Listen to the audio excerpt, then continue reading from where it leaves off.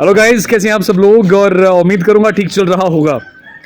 आए दिनों बहुत सारे मसले मसाइल पे बात हो रही है और उनमें सबसे अहम यही है कि जम्मू एंड कश्मीर की युवा को किस तरीके से जॉब मिले। बेचारे पढ़ पढ़ के बहुत ज़्यादा मायूस हो रहे हैं क्योंकि जिस तरीके से उनके साथ वादे हुए जा रहे हैं और गवर्नमेंट और JKSSB की तरफ से उनको बार बार यकीन दिलाया जा रहा है कि इस तरीके से रिक्रूटमेंट होगा। फिलहाल तो बेहतर चल रहा है। हम भी जो भी अभी JKSSB एग्ज़ाम्स करा रही है काफ़ी बढ़िया है। बैचेस निकल रहे हैं, बहुत सारी जॉब्स भी लग रही हैं बच्चों की, लेकिन साथ में कुछ मजाक भी हो रहा है। आपने सुना होगा रिसेंटली JKSSB द्वारा और भी बाकी दिगर जो जम्मू एंड कश्मीर गवर्नमेंट के टॉप ऑफिशियल्स हैं उनके द्वारा ये कहा गया था कि NT और दिगर पटवारी की जो वैकेंसीज हैं यानी रेवेन्यू डिपार्टमेंट में एक मास रिक्रूटमेंट होने जा रहा है, जिसमें 273 वैकेंसीज NT की बोली गई थी और उसके अलावा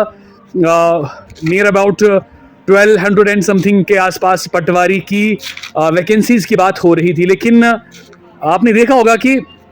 कुछ दिन पहले एक र्यूमर आउट हुआ था और कहा जा रहा था कि सिर्फ 38 वैकेंसीज जो हैं NT की उनको रेफ़र किया गया है। ये एक बहुत बड़ा दिल दहला देने वाली बात है और ये बात तब तक र्यूमर थी जब तक एक RTI एक्टिविस्ट ने इस बात को क्लियर कर दिया। RTI के माध्यम से उन्होंने इस बात का पता लगा दिया है कि केवल 38 वैकेंसीज को JKSSB को रेफ़र कर दिया गया है और जिसे अभी मेरे मानने से, और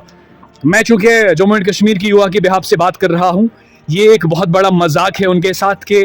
पहले आपको कुछ कहा जाता है और बाद में कुछ किया जा रहा है, जबकि रेवेन्यू डिपार्टमेंट को अभी एक मास लेवल पे इस रिक्रूटमेंट की ज़रूरत है। जो वर्किंग फोर्स है रेवेन्यू डिपार्टमेंट में वो बिल्कुल कम है और इस वक्त जबकि ज़रूरत है कि एक मास रिक्रूटमेंट किया जाना चाहिए था और जिस 273 NT के नंबर की बात की जा रही थी वो कहीं ना कहीं अभी जो कुछ और देखने को मिल रहा है 38 पर लेके उसको आया गया है, जिसने जम्मू एंड कश्मीर की युवा की कमर को तोड़ दिया है। एक बार फिर से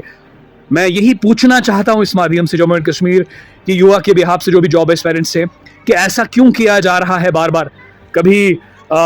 एक बात पे नहीं टिका जा रहा है, पहले कुछ आश्वासन दिया जा रहा है लेकिन बाद को जो खबर आती है वो कुछ और होती है। इसके अलावा भी बहुत सारे मसले मसाइल हैं जिन पे बात होना बहुत ज़रूरी है। वेटिंग लिस्ट पे भी बात हो रही थी कि वेटिंग लिस्ट कहाँ है आप सबकी। वेटिंग लिस्ट पर भी कोई बात नहीं हुई, हालांकि बच्चों ने कुछ ज़ोरदार प्रदर्शन भी करे थे, लेकिन अनफॉर्चुनेटली जो हमारा सिस्टम है, जो हमारी गवर्नमेंट है, JKSSB है, वो वही कर रही है जो उनको अच्छा लगता है। देखिए, मैं बार बार इस चीज़ को आप सब लोगों के सामने रखने की कोशिश करता हूँ कि भारत एक लोकतंत्र है। यहाँ पे यहाँ के लोगों को